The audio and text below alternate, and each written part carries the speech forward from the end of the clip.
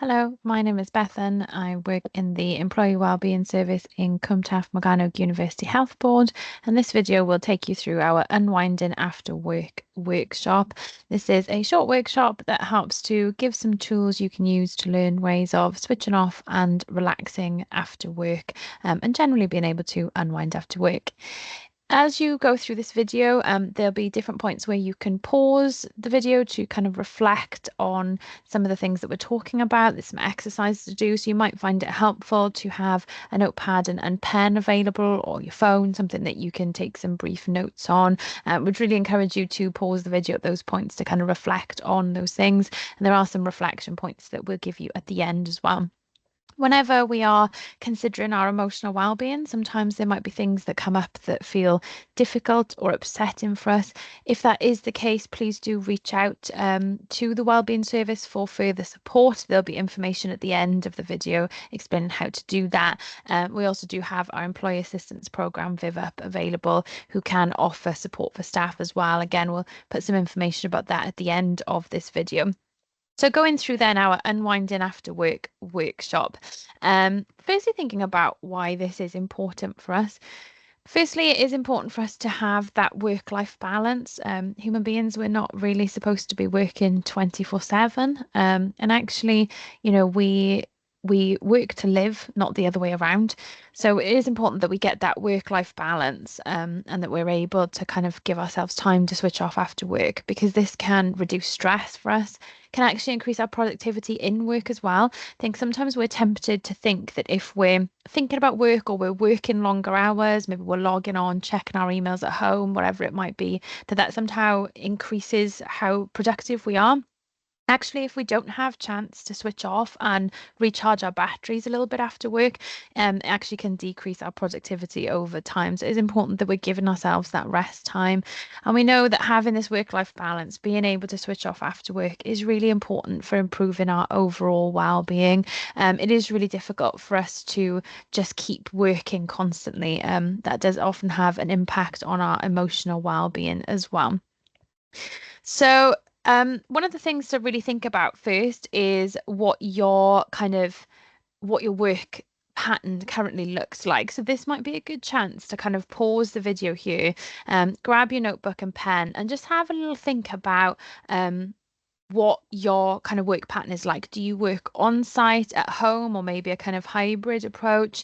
If you work on site, do you work on one site, or are you across multiple sites? Do you work shifts, or do you kind of work a 9 to 5 kind of role? Are you patient facing? Are you or are you kind of administrative or kind of office based? And kind of think about what it is you already do to try and leave work in work. So just take a minute, like I said, pause the video, take a minute and make some notes on this, because it'll help as you're going through the session just to kind of reflect on this for you. Okay, the first thing that we are going to have a little think about here is what we can actually do before we leave work to start this process of unwinding after work. I think a lot of us think about unwinding after work in terms of what we need to do when we get home from work or when we finish work. Actually, some of the process starts before we finish work. The first thing that we have here is something called our going home checklist. You might have seen this up. It is up around the kind of hospital sites. It is something that we often share through kind of internal communications as well. And it's just a way of kind of starting to process what's happened during the day and start to kind of let that go before we go home. So the going home checklist is something that you are able to do as you're kind of finishing your work day. So it's maybe something that you want to just put in maybe 5 minutes at the end of your day to do. And the first thing we're going to do is just take a moment to think about the day. Acknowledge one thing that was difficult on your shift, and as best you can, let it go. Be proud of the care you gave today and maybe consider 3 things that went well. So notice that we ask you to acknowledge one thing that was difficult, but 3 things that went well. We're obviously trying to focus as much as we can on the positive things that happened during the day. Sometimes if we're feeling stressed or maybe low or anxious, we have a bit of a tendency to focus on all the kind of negative aspects of our day and sometimes maybe ignore or kind of discount the positive things. So that's why we're asking you to think about 3 things that went well, just to try and shift that focus of our attention a little bit. Check in on your colleagues before you leave. Are they feeling okay? reflect on whether you feel okay, and if not, maybe reach out to kind of senior team, or again, whether it's kind of reaching out to wellbeing service or Vivup. And again, I'll explain a bit more about that at the end of the session. And then you can start to switch your attention to home, where you can kind of rest and recharge. This might seem like a really simplistic exercise, but a lot of staff do find it helpful to do this at the end of every workday, just as a way of starting to process all of that stuff. Sometimes the reason that we find it difficult to switch off when we get home from work, or when we finish work, if we already work from home, is because we're still kind of trying to mentally process everything that happened in the day. So this going home checklist basically allows us to do that in advance of finishing. So actually, when we actually end work, we're already done that. We've already done that process of kind of processing the day and reflecting on what happened. The other thing that can be helpful is maybe writing your to-do list for the following day before you leave or finish work. Sometimes what happens is we finish work and we end up thinking about work after our shift or after our work day has ended, because our brain keeps trying to remind us about things that we need to do the next day. So writing a to-do list before we finish work can hopefully prevent our brain doing that too much. So we're not doing that kind of worrying or dwelling on tasks that need to be completed the next day. What some people will do is they will take that to-do list home with them.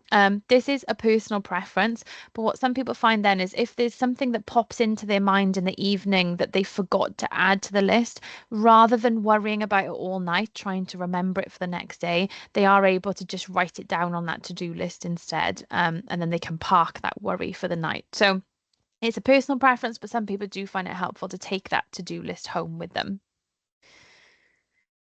Thinking about then things that we can do when we actually finish work. So once before we finish, we do our kind of going home checklist. We write our to-do list for the next day. Now it's worth thinking about what can we do when we finish work. The first thing that can be really helpful is scheduling some downtime. So trying to set aside some time in the evening for leisure and relaxation.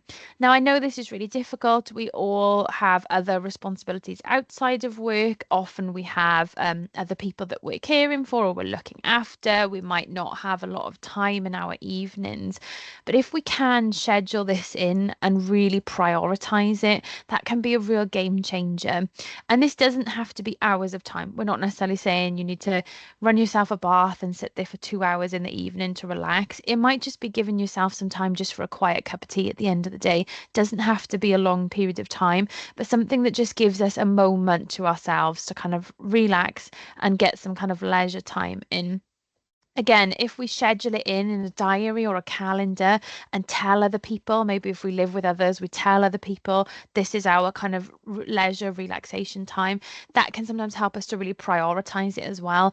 Often, if we finish work and say, oh, I'll sit down to relax at some point, usually that time never comes. So if we're able to kind of schedule it in and let everybody else know, often that does help us to kind of prioritize that then. See if you can unplug for the evening. One of the real difficulties about the modern world is that most of us do have constant access to our email and our Teams notifications. Most of us are logged in on our phones. And so actually we can kind of see everything that's going on when we're outside of work. So what we often recommend is kind of obviously logging out of your computer if you do have it at home, or kind of leaving the computer and work if you're able to. Obviously making sure that you're kind of unplugging that. But from a phone point of view or a mobile device point of view, if you do have those email and Teams notifications coming through there, it's worth making sure that you mute those when you actually finish work, and try your best to resist the urge to check those notifications throughout the evening. It's really interesting, I think, with the modern world because, 40, 50 years ago, we wouldn't have had the ability to know what was going on in work when we weren't there. So when we were out of work, we'd finish work for the evening, or we were on annual leave, or we were off sick, whatever it was, we wouldn't know what was going on in work. And we wouldn't be able to kind of check these things. Now, for some people, that might seem anxiety provoking. Actually, we used to manage that 40, 50 years ago, and we used to be confident that actually we could just deal with whatever was happening when we got into work the next day. I think, unfortunately, the kind of technology that we have now sometimes can encourage more of that anxiety about what we're missing and what's going to happen the next day, because we actually do have the ability to keep checking it. So, what a lot of people find helpful is resisting the urge to check those notifications and to kind of mute them when they're outside of work. The problem with your phone is that sometimes your attention can be hijacked really quickly. So if the notification pops up at the top of your phone, even if you swipe it away immediately, your brain has probably already gone to that notification, read some of it, thought, oh my gosh, I'm gonna have to deal with that tomorrow now, and I'm gonna have to email this person, and how am I gonna word that email? Very quickly, our mind does get hijacked from it. So as best you can, if you can mute the apps, mute the notifications, hopefully you won't get that kind of hijacking of your attention. If this feels too tricky to start with, if it feels anxiety provoking to just turn all those notifications off when you finish and not look again until you're next in work, maybe try and have set hours in the evening or whenever you finish your shift for that downtime where you commit to keeping those notifications off and not checking. So, say you usually work 9 to 5, even if you allowed yourself a chance to kind of check the notifications until 6, but then you had a boundary that said, no, after that, I'm going to stop, even that would be better, and you can kind of build it up over time then. But we do often try and encourage staff to make sure that they're not looking at those as much as they can during the evening. The next thing then is to think, what if we can't stop thinking about work? So it's one thing to physically unplug from work and physically switch off the computer, switch off the Teams notifications, whatever it is. But it is really difficult sometimes to stop thinking about work. We might notice ourselves ruminating quite a lot after work. So, kind of dwelling on things, replaying things in our mind, maybe not being able to get something out of our mind. So, we might be ruminating on what happened during the day. Sometimes we might notice worrying or catastrophizing. So, kind of jump into the worst case scenario about things. So, kind of what if thinking, what if this bad thing happens? What if that goes wrong? What if so and so does this? What if this happens with this patient? Those kinds of thoughts. And often we do get a lot of those outside of work, even when we've physically switched everything off and we've physically left work behind. There are some really useful things that we can do to manage some of these difficult thoughts. So the first thing is that we need to be aware of our thoughts and we need to be able to notice and catch them when we're happening. Sometimes we don't notice that we're ruminating or we're catastrophizing until we've been doing it for a really long time. So part of the battle is actually being aware of our thoughts in the first place. This is where journaling can be really useful. So keeping a regular journal of your thoughts and feelings during the day, or kind of using mindfulness meditation practices to become more aware of what's going on in our kind of internal world. That's where those techniques can be really helpful in kind of noticing these thoughts. Once we've noticed that thought, we can ask ourselves, is this thought something I can control? Sometimes we ruminate or we worry about things that are actually totally out of our control. They're not things that we can change. So, first thing we need to do is really figure out, is this something I can control? Is it something I can influence or not? If it is something you can control, then it's worth asking yourself, is this something I need to deal with now? Is this a really urgent matter that needs to be dealt with now? If so, you're better off just doing it and doing what you need to resolve it. And that way you can park that worry or that kind of rumination for the evening. So let's say, for example, before you left work, you were supposed to do the OBS for a certain patient, take their blood pressure or something like that. And you get home and you realize, oh, I didn't do their OBS. I didn't take their blood pressure before I left. Is it something you can control? Yes, you could ring work and let them know, actually, I didn't do the OBS. Is it something you need to deal with now? If it is, if it's medically really important that those OBS are done, then probably the easiest thing to do would just be to ring back into whoever's on shift and say, I didn't do the OBS. Can somebody do them for me right now? Then you can park the worry. You don't have to hold on to it for the evening. So if you can control it and it's something you absolutely need to deal with now, it's sometimes better just to do it and resolve it, and then you can park it. If it's not something you can control, or it is, but you don't really need to deal with it now, it can wait till tomorrow. Jot it down on your to-do list if it is something you can do tomorrow, and then use some kind of helpful distraction to engage your brain in another activity to stop it thinking about whatever it is you're thinking about. So that might be a hobby, it might be something you enjoy, it might be talking to family and friends, it might be exercise, whatever you can do that you know will really engage your brain and shift your attention away, that would be really helpful in that moment.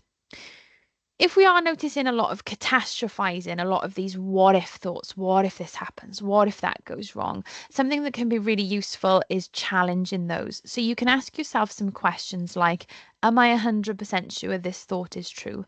Is there another way I can look at this? What evidence do I have to support or go against this thought? So these questions can really help you kind of work out whether this is something you really need to worry about, whether it's something you really need to think about or not. The interesting thing about our thoughts is the average human will experience tens of thousands of thoughts per day. And we tend to take all of our thoughts at face value. We tend to believe everything our head tells us. Our thoughts are not always true. They're not always facts. Quite often, actually, our thoughts are our brain's best guess or just an opinion or an idea about something. So sometimes we take these thoughts at face value and they often create feelings of anxiety or stress or low mood. But actually, we don't know that that thought is true.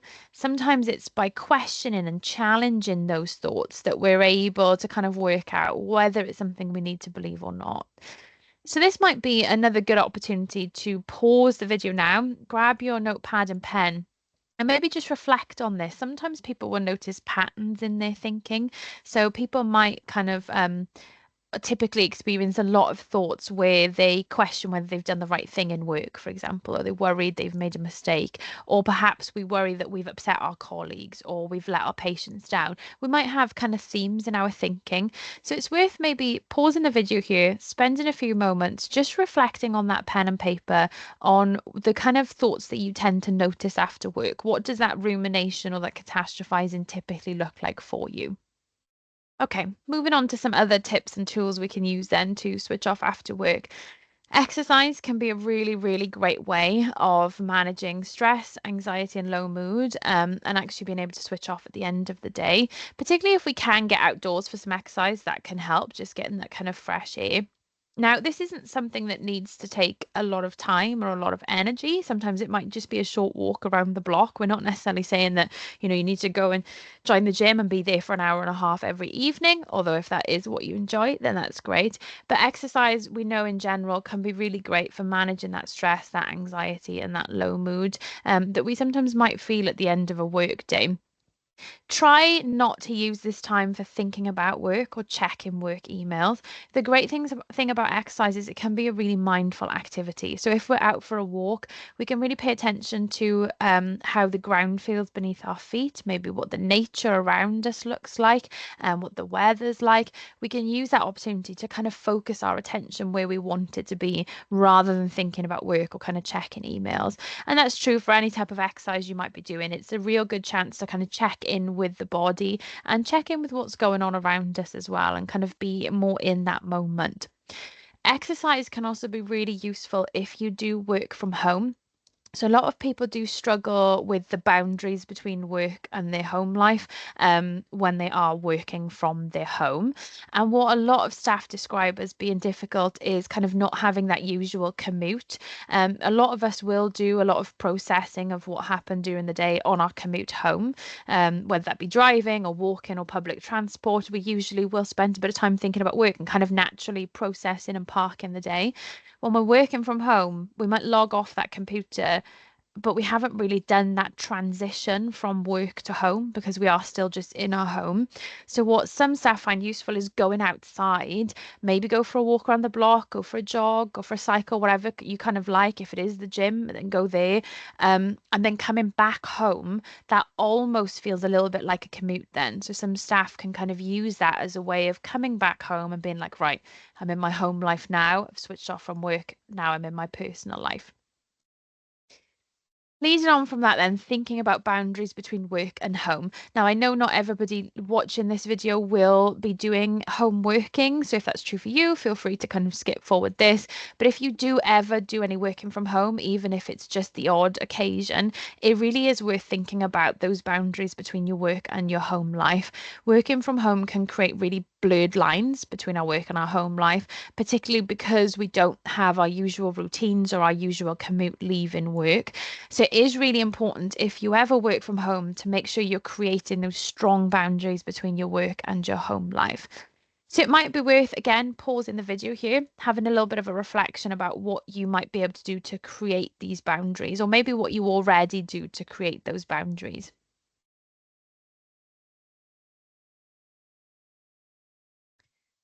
Okay, so hopefully you've had a bit of a time to reflect there on what you might be able to do to create those boundaries between work and home life if you are working from home. Here are some ideas that you might be able to make use of as well. If possible, it can help if you can work in a designated room that you can leave at the end of the day. So if you do have a spare room that maybe isn't being used for anything else during the day, working in that can be really helpful because then at the end of the workday, you can physically shut the door on that room. You know you're not going to need to go in there for anything else. So it can almost become the office that you don't have to touch when you're kind of outside of work. So you have a kind of physical threshold or a physical boundary there that you're kind of not crossing.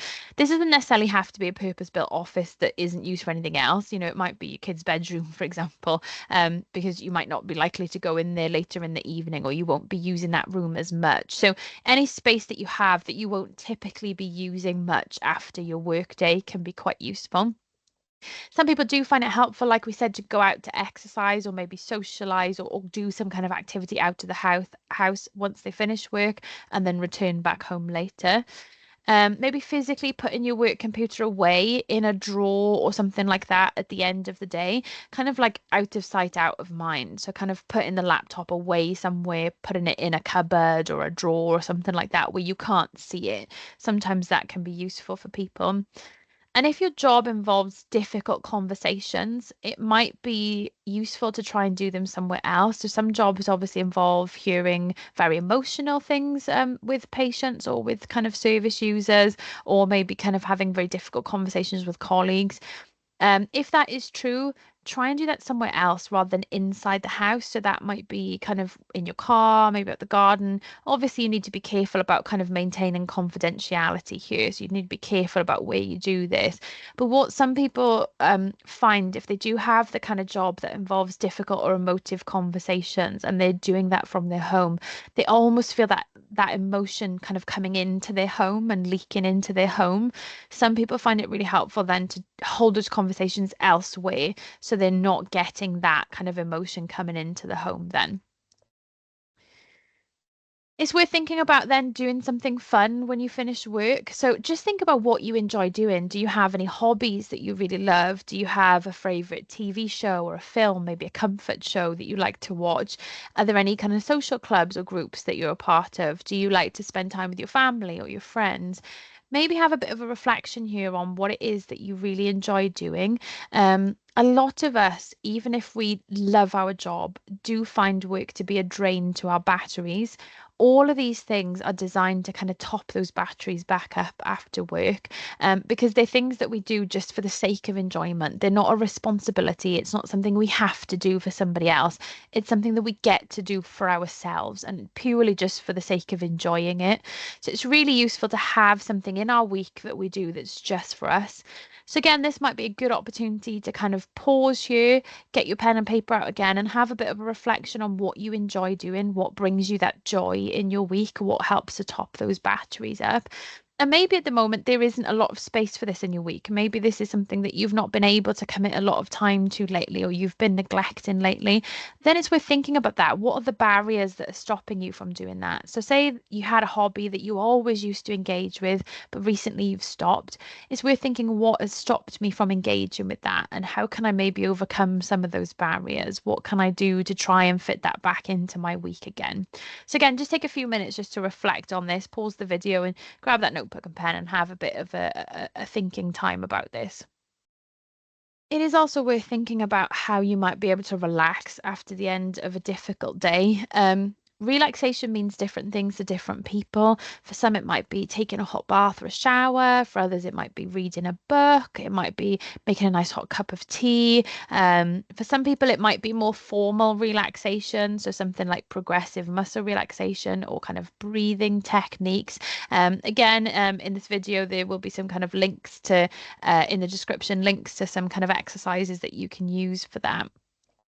We do also have in the wellbeing service some virtual reality VR headsets available. These headsets are available for staff to borrow from us for 8 weeks at a time, so they can take them home, and they come loaded with loads of different relaxation and mindfulness techniques to really help staff, hopefully to relax and switch off at the end of the day. So if this is something that you struggle with, kind of finding a relaxation tool that works for you, it might be worth getting in touch with us and borrowing one of those headsets to be able to kind of learn some more tools for that. It is also worth thinking about how we can get a good night's sleep. Sleep is extremely important for our physical health and our emotional well-being. Now, I know that I've just spent, the last 20 minutes or so talking to you about different things that you need to try and fit into the evening to kind of switch off and relax after work. And sometimes what people fall into the trap of then is something called revenge bedtime procrastination. That basically describes the decision to delay our bedtime in order to do something fun or enjoyable for us. So it might be that we finally sit down after all of our chores, all of our housework, helping the kids, whatever it is, we finally sit down to relax at 10 o'clock and we're feeling really tired. We're feeling really sleepy and we know we need to go to bed, but we've had no time to relax or do anything for ourselves during the day. And so we delay our bedtime in order to sit down and watch our TV show or read our book or take a bath or whatever it might be. Now, it is a really difficult balance because, like I said, I've just spent 20 odd minutes talking to you about different things that you might be able to do to support yourself in the evening, to take that time out for yourself. But it is really worth thinking about the real importance of sleep for us. So, as best you can, try and fit some of these kind of leisure or relaxation activities in kind of earlier in the evening. So, you're not delaying that bedtime for the sake of kind of doing those things. Usually, the people that fall into the trap of this revenge bedtime procrastination do tend to be people with very busy schedules during the day. And so, they're not able to fit in that downtime. It is also worth thinking about how we think about sleep. When we really think about it, sleep is in itself an act of self-care. Getting a good night's sleep is a way of getting downtime and of relaxing. So sometimes we delay that bedtime because we want to relax, but actually what might help us to relax more is going to bed and getting that good night's sleep. So it's worth thinking about how you think about sleep and what your kind of perception of that is, and actually starting to think of it more as that real act of kind of self-care and self-kindness to make sure that we're getting that good night's sleep. If you do struggle with getting a good night's sleep, if you struggle with sleep, maybe you struggle to get to sleep or you wake up frequently in the night or something like that, we do actually have a sleep workshop as well that is video recorded like this. So you can have a look at that for some more tips and tools on how you can improve that sleep. Just before we wrap up our session then, it might be useful to pause the video again just to have a final reflection on what you have discovered or learned on the session today. So we've got some quick questions on the video here that you might find helpful, maybe asking what has resonated with me most during this session, what have I noticed about my well-being during this session, and what is one thing I can do to support my well-being after this session. Thank you for taking the time to watch this video. We hope this has been a helpful session for you. For more information on the services that we offer within the Wellbeing team and for a link to our access form where you can request support from us, please visit our website, which is ctmuhb.nhs.wales/staff/employee wellbeing. We also do have an employee assistance program called Vivup. Vivup offer a free 24/7 telephone helpline and free counselling for all staff. So if you do feel like you need to talk to somebody after watching this, please do give them a call on 03303 800 658.